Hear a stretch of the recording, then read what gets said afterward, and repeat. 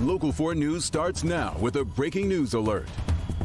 We'll start with breaking news from Detroit's west side. A stretch of the Southfield Freeway is closed after a crash. This is happening in the southbound lanes at Grand River. We have calls into state police to see whether anyone was hurt, but you can see it's still an active scene. We'll keep an eye on it. Stay with Local 4 and clickondetroit.com for further updates. But right now, the Southfield closed southbound at Grand River. Our other top story here at 11, a special task force takes down 2 highly organized crime rings that have been wreaking havoc on Metro Detroit. One group targeted high-end homes. The other targeted retail stores for thousands of dollars in merchandise. As Victor Williams shows us, police want Metro Detroiters to remain on the lookout.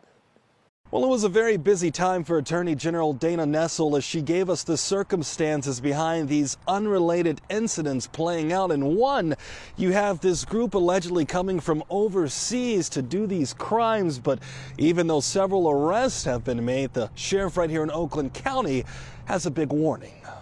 Just make sure you up your game. If you have an alarm system, use it. Oakland County Sheriff Mike Bouchard urging residents to remain vigilant despite the arrest of 3 individuals tied to a home invasion ring targeting multi-million-dollar homes all over southeast Michigan. And the sad thing is that there's so many of these teams operating across the country. Intelligence tells us it's about up to 100 teams of 4 to 6 people. 19-year-old Jeremy Martinez, 29-year-old Ignacio Ruiz Saldiaz, and 36-year-old Tamara Ruiz Saldiaz have all been arrested and charged with conducting a criminal enterprise, which is a 20-year felony, along with 8 counts of second-degree home invasion, which is a 15-year felony. Deja Garrett knows the feeling of being victimized all too well. I've been a part of a home invasion, so I know what that feels like. It definitely makes me feel a lot better to know that, you know, you at least have some people behind bars. In another unrelated set of high-profile arrests, charges were announced against an organized crime ring targeting retail stores all across Metro Detroit. This group allegedly targeting high-end fashion store Lululemon and Ulta Beauty locations in 30 incidents since just November the 26th. 34-year-old Larice Cross, 20-year-old Cartier Davis, and 20-year-old Samara Smith are all facing charges as a result. All have been charged with conducting a criminal enterprise. Retail fraud and organized retail crime are charges also listed. I'm sure there's more people to get, but that makes it better that they're getting some people so far. And Sheriff Bouchard says that violence doesn't seem to be a factor when it comes down to this group allegedly involved in the home invasion side of things. But even still with that, they want you to be very careful while you're in your home. In Oakland County, Victor Williams, Local 4. All right, Victor. New at 11, a fire leads to first responders discovering human remains in Detroit. Happened this afternoon on Apolline. Investigators say after extinguishing the fire, the remains of a human were discovered. It is unclear how long they have been there. The investigation is underway.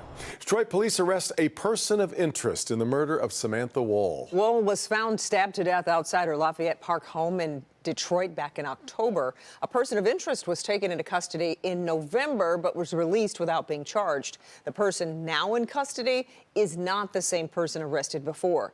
We're also hearing the person in custody has no ties to Woll. Members of the Jewish community are waiting for answers, but DPD isn't saying much. We wish for more communication from the Detroit police. We feel very in the dark through this process. Sunshine is the best disinfectant. So more communication, the better. We're hopeful, and we're standing by. We're keeping a close eye on the case, and we'll, of course, bring you the latest. Charges could come this week after a 5-year-old was shot and killed in Detroit. It happened Saturday on the city's west side. Police say the child and 4 siblings were left unsupervised at a home on Greenfield near McNichols. We're told the father was working on a car when the 5-year-old got access to an unlocked gun and shot himself. Both the child's mother and father are facing charges.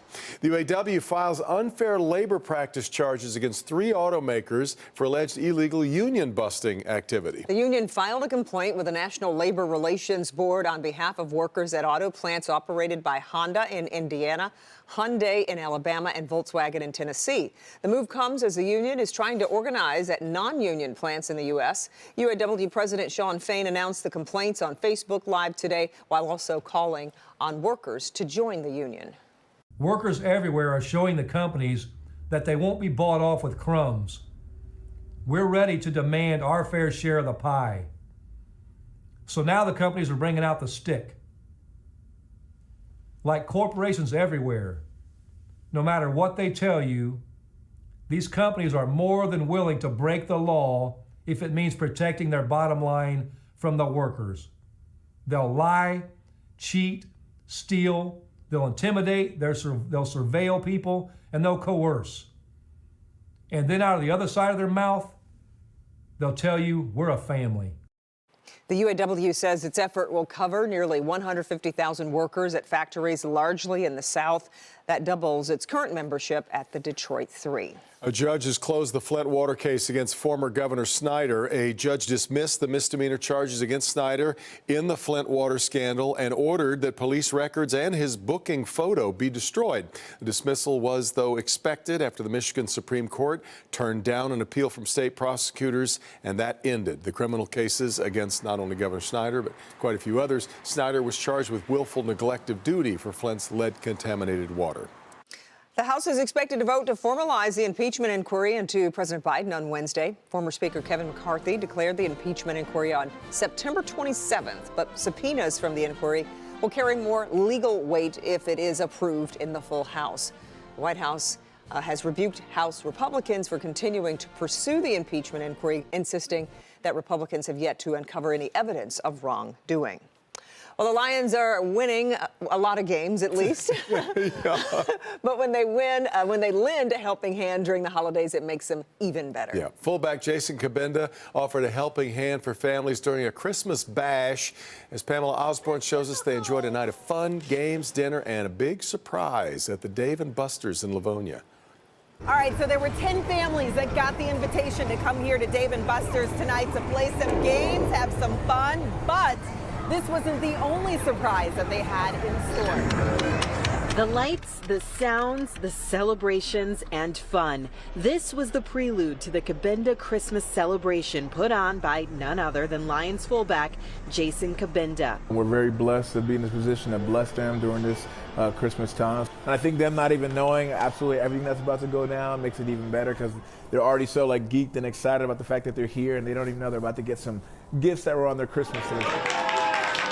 The big reveal came after dinner. Let's go! The smiles were the best part. Very thankful. I almost want to cry right now. Even the parents didn't know what Jason had in store for them and their littles. So happy. This is everything. This is it. It means a lot. It means a lot. It means a whole lot. All my kids' faces, that's all that matters to me. Each and every child got something special, something they really wanted. My uncle taught me football, and he taught me, and I got some Nike stuff. Okay. And I love it all. Michael is forever grateful. And all I gotta say is, God is so good. Yeah. Because he got us all of this. And so are the other DPSCD families who had the chance to celebrate the holidays in a big way here tonight. This is my Christmas already. I'm just happy. My Christmas is made to see smiles on my baby's faces, and that's all I ever wanted. Pamela Osborne, Local 4. Pamela, that's great. Kabinda's been fighting a knee injury all season. Look at the way he's contributing off the field, surprising families with gifts from their wish list up to a value of $1,000 per family. So great. Speaking of the Lions, we got a special contest for our WDIV Insiders.